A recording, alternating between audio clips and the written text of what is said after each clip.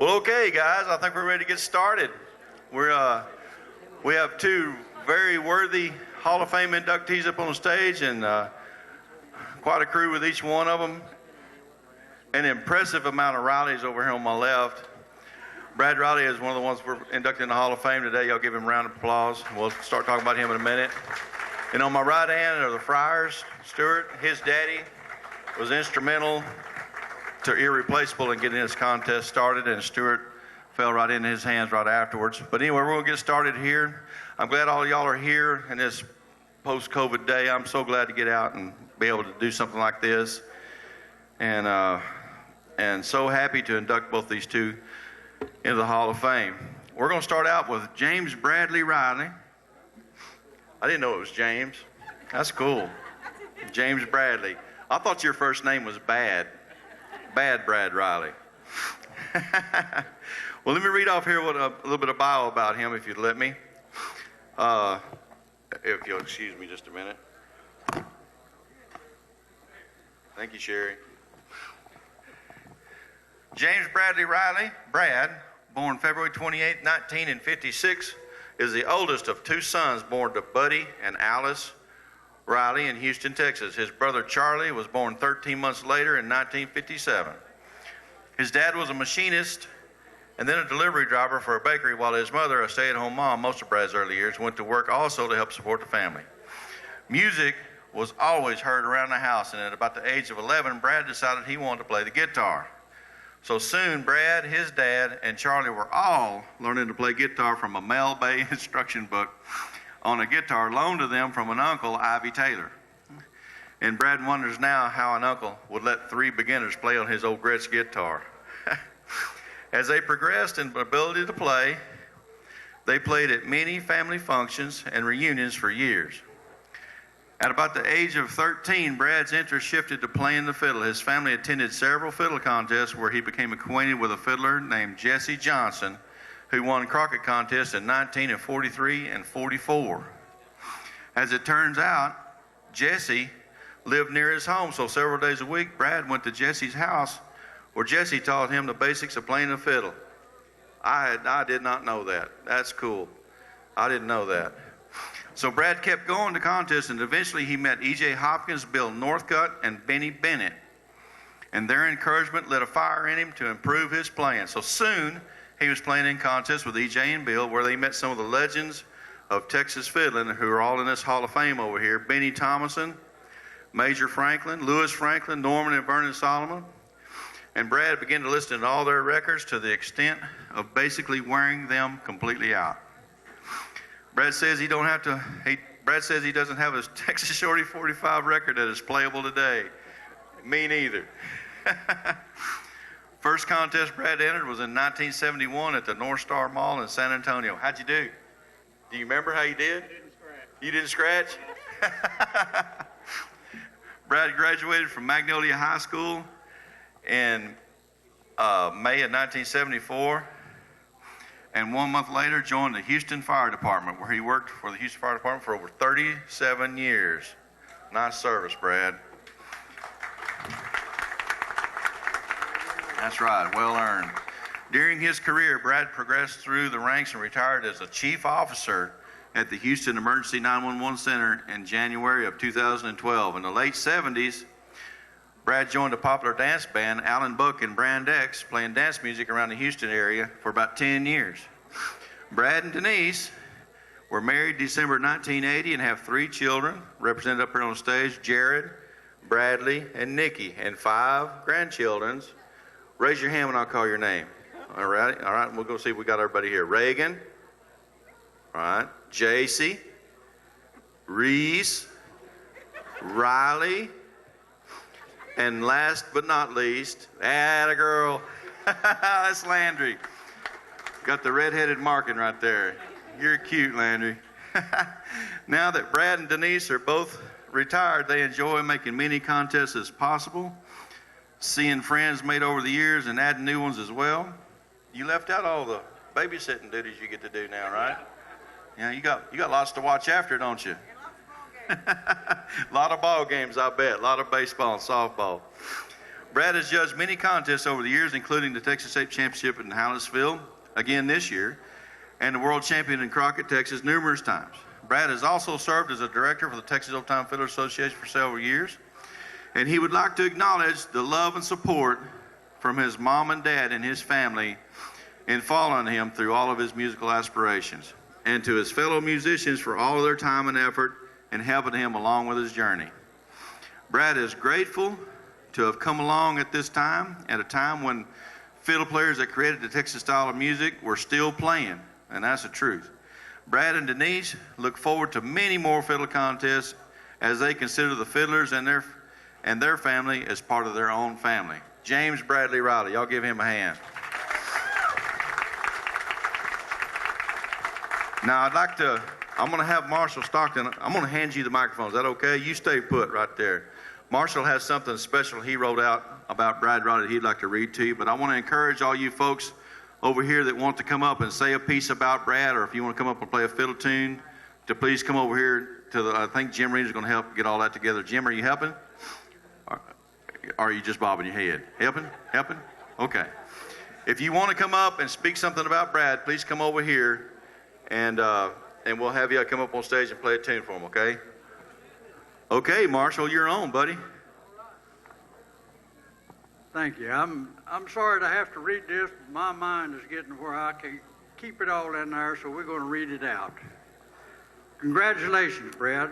We've known you since 1974 and have always enjoyed your friendship.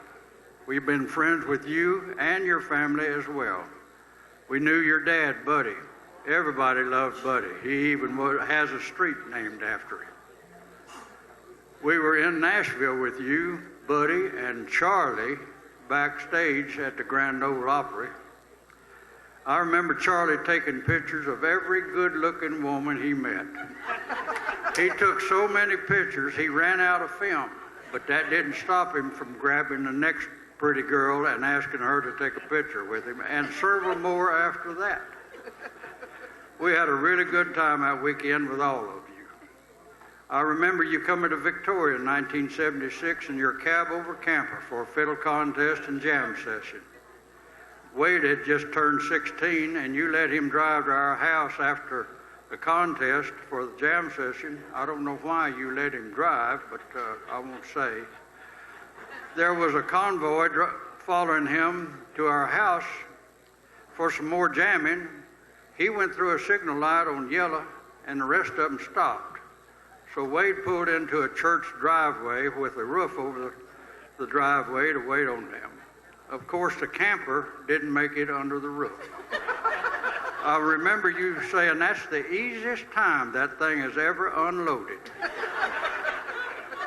Y'all came to the home and told us what happened, and by the time we got back, some camper jacks, and got back up to church, the police were there. The camper was sitting there at a 45-degree hung on the church roof. They had us open a camper door, and when we did, guitars, fiddles, beer bottles, and cans came rolling out and down the driveway and everywhere. The police let us go, and we loaded the camper, picked up everything, and went back to the house, and y'all played music for the rest of the night. I repaired the camper and fixed the scraped places on the church, and all was forgiven. We had some really good times. You are a great musician and human being, and I'm proud to know you and your beautiful family. Congratulations on being inducted into Texas Hallettsville Fiddle Frolics Hall of Fame. It is well deserved, son. That's a great story, Marshall. I've heard that one several times because funny is funny, isn't it? I don't care how it is. Funny is funny. All right, I see you down there, Eddie. You want to come up here, buddy?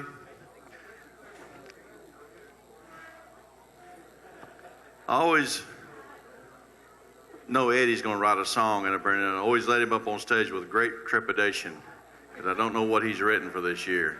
Here, buddy, you want to play through these? Now, I know you got words to it. Tell them who you are, Eddie. It's got words, believe me. I want to congratulate both Stuart and Brad for their nomination into the Hall of Fame. I guess I'll talk about Stuart first.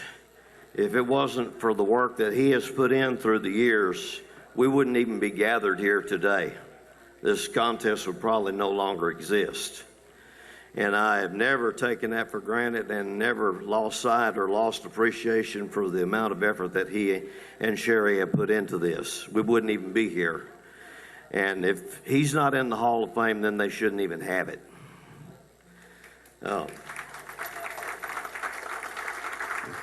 Brad has been a great fiddler for however long I've been involved in fiddle playing, one of the most decent people in fiddling. I've got a story about Brad that I bet Brad has not even heard. A long time ago, I was eavesdropping over here in E.J. Hopkins, and E.J. was telling a story. He said, when Brad applied to the Houston Fire Department, he put me down for a reference. And I told him if there was anybody in this world that I would recommend for that job, it would be Brad Riley. And I thought, man, how much more of an endorsement can you have than that? And I've remembered that all these years. And a couple of years ago, he tried to teach me how to play the Lazinda Waltz in B flat, but that didn't go so well, so we won't discuss that any further. I do have a little song here. It's already been on Facebook. Some of you might already have heard it. I asked Stuart if he would mind that I played this. Oh, that I forgot. When I was talking to Stuart yesterday, I asked him if he was still practicing law. And he said, well, yeah, but I don't have any clients. And I'm like, man, that's pretty good work if you can get it. Hey, guys, come up here with me.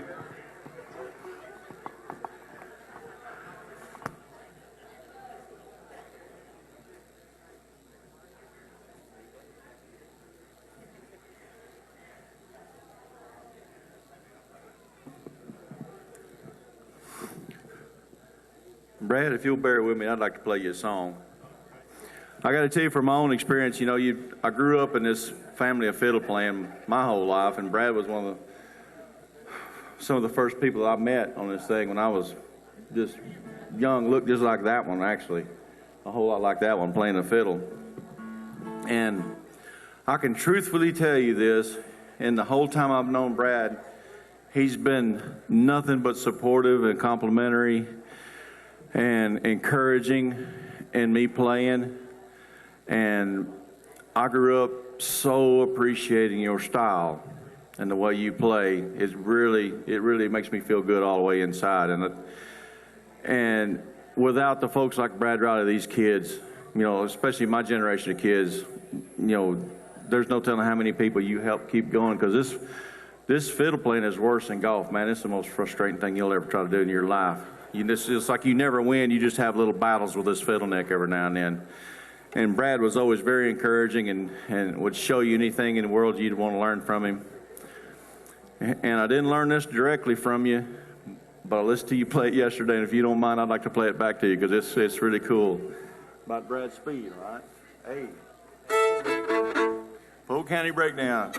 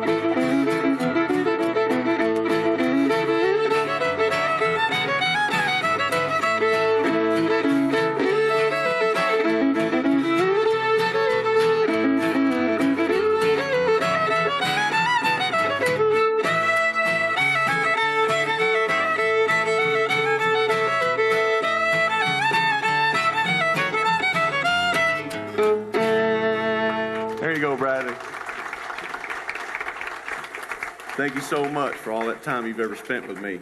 I do appreciate it. John Stuart Fryer. If you're here and you don't know who he is, then we're going to have a lesson. Because just real quick, man, I was around Stuart for a long time when I was a kid. Before I ever get into reading this, but it just cracks me up to think about this. As big as we both were in fiddle playing and being around fiddle playing, I wasn't around him a whole lot until I run into him one time in the most oddball of places. You know where I'm going, don't you?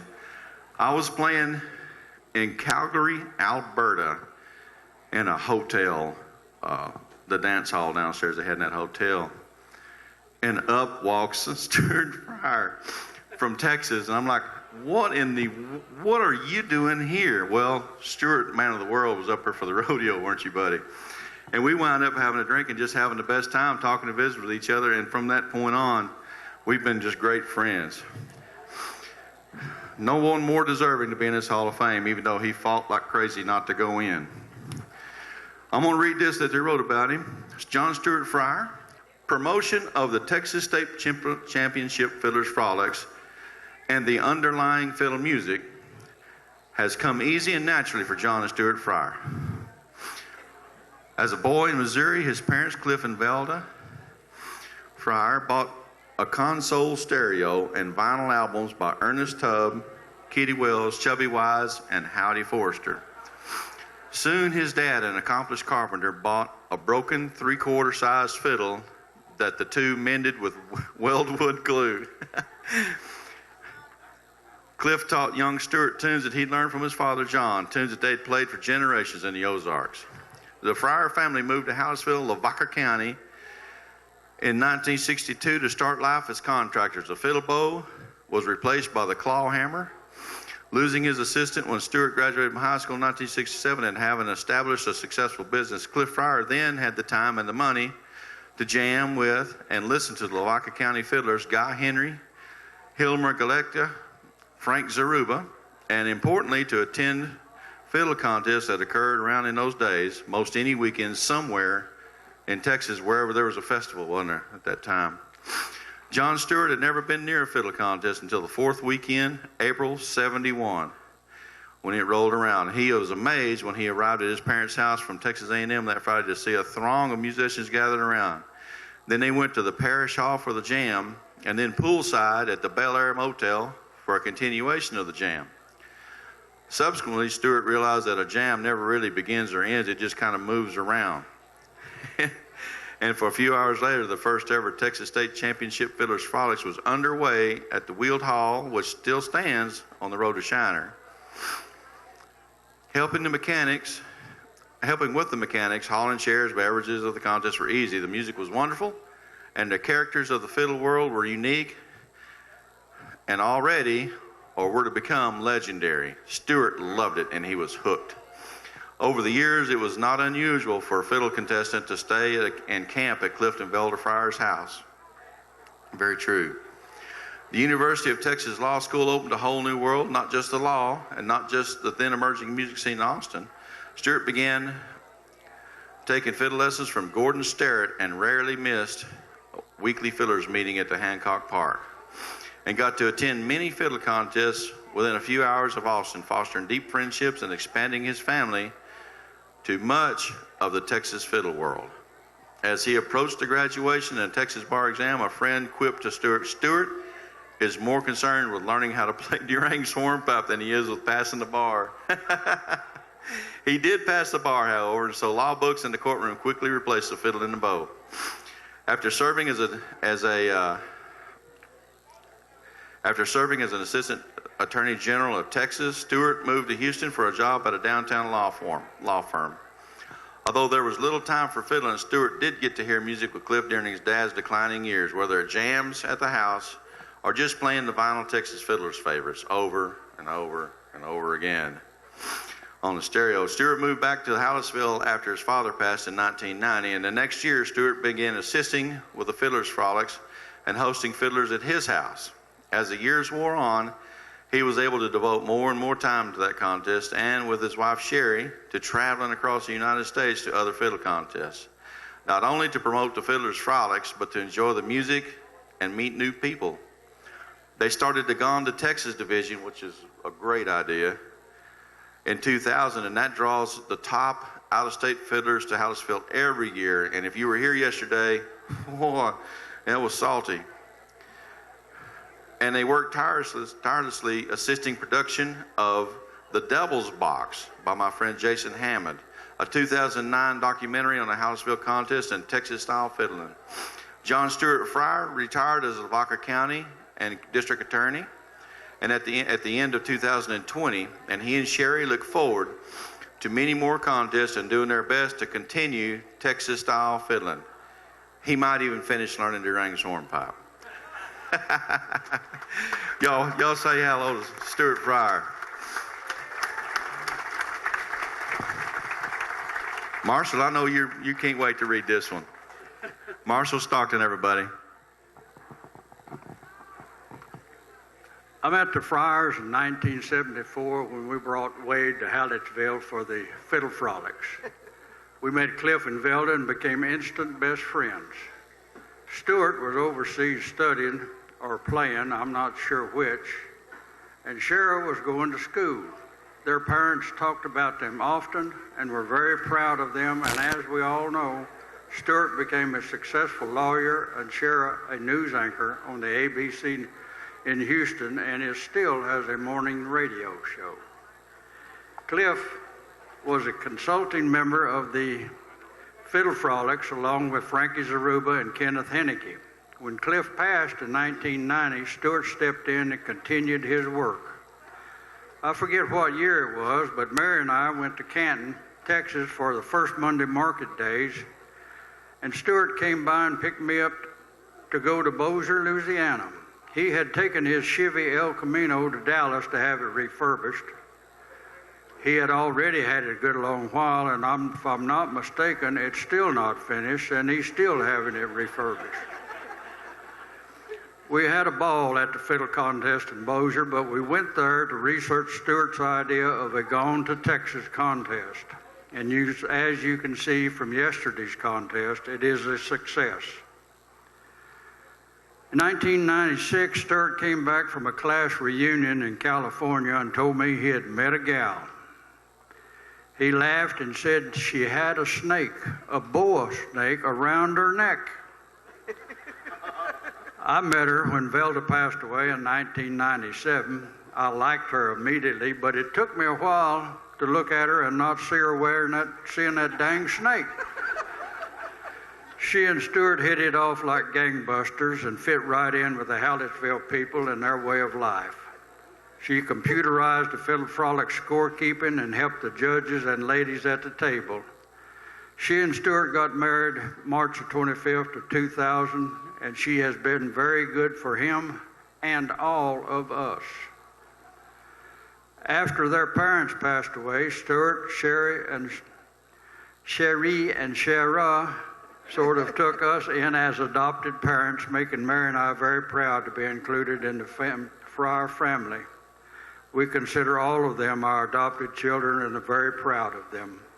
Stuart, congratulations on being inducted in the Fiddle Frolics Hall of Fame. It is well deserved.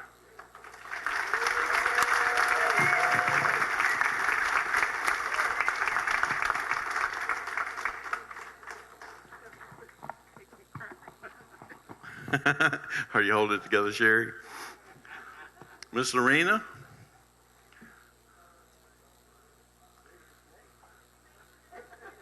Yeah. We're going to have to investigate that story a little bit more. So, I don't know how this is going to go, but I know that Stuart Fryer walks with the Lord, and this is a beautiful song. It's simple. It has a lot of meaning, and I just wanted to try and do it. I don't know how well it's going to come across. I'm not usually singing in front of Casey Hall audiences. I'm usually in a church. So, Stuart and Sherry, a wonderful couple. Stuart and my husband Jerome were classmates here in Hallettsville. And I really didn't meet him till probably when he moved back here. But I love his intelligence, his great, dry, intelligent wit, if you've ever got to experience it. I'm just going to say one thing, and I know there are a lot of people in KC Hall who are going to know what I'm talking about. A Zachary disease. So anyway, I'm going to blab and blab, but I'm going to stop and try to hold my phone and not drop it because I'm shaking like a leaf.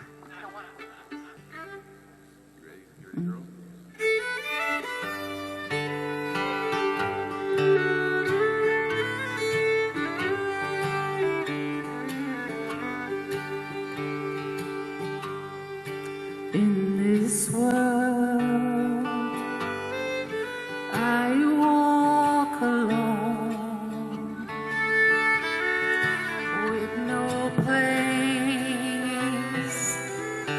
to call my home. But there's one who holds my hand. The rugged road through barren lands. The way is dark, the road is steep, but he's become my eyes to see, the strength to climb, my burdens be, the Savior lives inside me there. In your love, I find release, a haven from my unbelief. Take my life and let me be a living prayer, my God, to thee.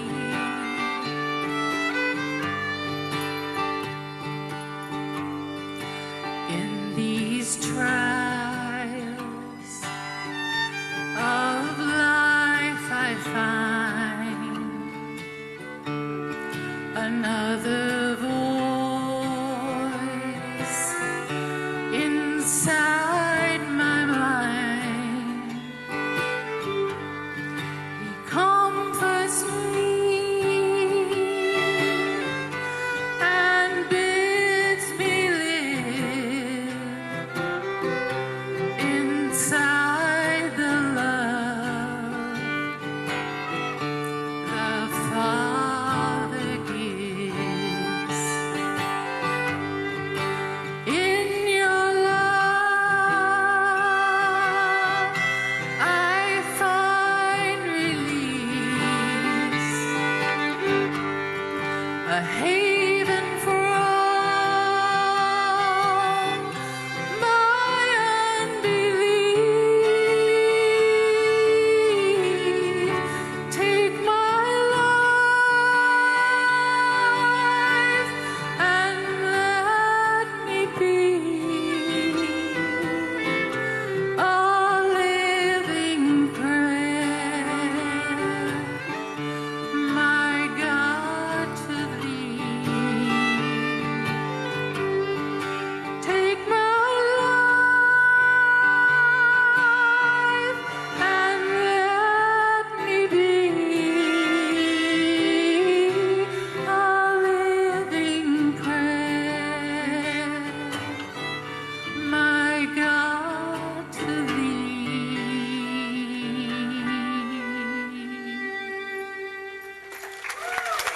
Thank you. Thank you, Stuart. I have no set. Thank you, Jim and Wes. What? Thank you, Miss Lorena. You made it all the way through, girl. She was wondering if she could get through that or not. She did really good. Did she do nice? I'll give her another round. That was really nice. The whole time I've been around Stuart, he's always been of a mind, and I think maybe this might have come some from your daddy, that if a fiddle was ever going to be a good fiddle, it had to play in the key of C, didn't it? And in that key of C, he has a favorite song that he's always told me about, and if, with your permission, I'd like to play it for you. Can you call it? You want to call it? That's Wild John. That's what I'm talking about. It's not just Wild John. It's the wild, you know what, John, right? The crazy Wild John. So I'm going to play this one, Stuart.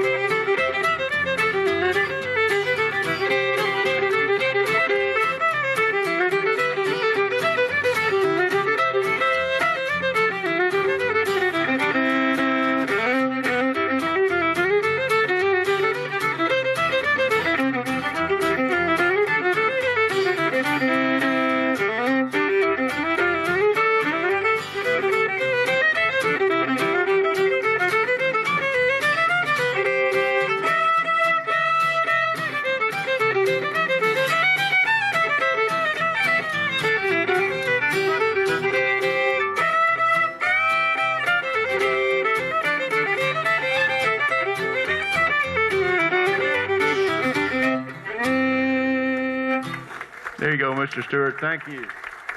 I could always break him out of whatever conversation he was having if I'd start playing that. I'd go to watch him, I'd see if I would start playing it, and he'd just quip, and he'd start paying attention. Come on up and take it over. This is a great time to be here at Hallettsville to honor these two gentlemen. I've known Stuart and Brad for probably 22, 23 years. I've been coming to Hallettsville for about that period of time. And being from Alabama, you know, I would go back and tell all my friends about the great experience that I've had in this hall. And they said, well, Ronnie, why do you go out there so much? Why do you spend all that money and time? And it's because of people like these two gentlemen here. The Texas people have accepted me. It took a while, but they have accepted me, and I really do appreciate it. And you know, it's just a lot of fun to come out here and play music, and I look forward to this contest every year. Actually, it's my favorite contest. We still have a few contests out in the Southeast, a couple in Alabama, but far and few between. But it's just a pleasure to come out and be associated with all the great Texans, and especially these two gentlemen who, like I said, who have been just so good to me over the years and have helped me and encouraged me and allowed me to be part of the family, especially the Texas family. So I'm going to be quiet, and we're going to play a tune, and we're going to slow it down a little bit, and I hope you enjoy it. We're going to play a little Faded Love. Turn my volume up. Yeah. Let's do that, right?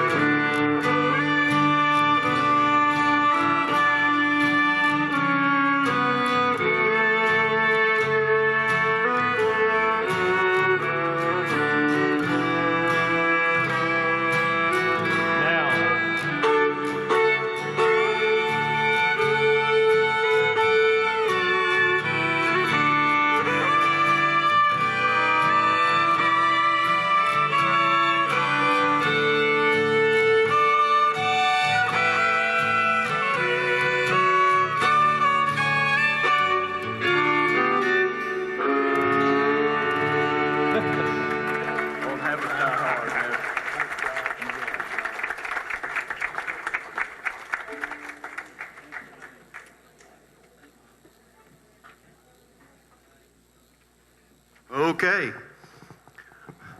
Brad, seeing your whole family together like that makes my heart feel good. That's quite a crew you've got there.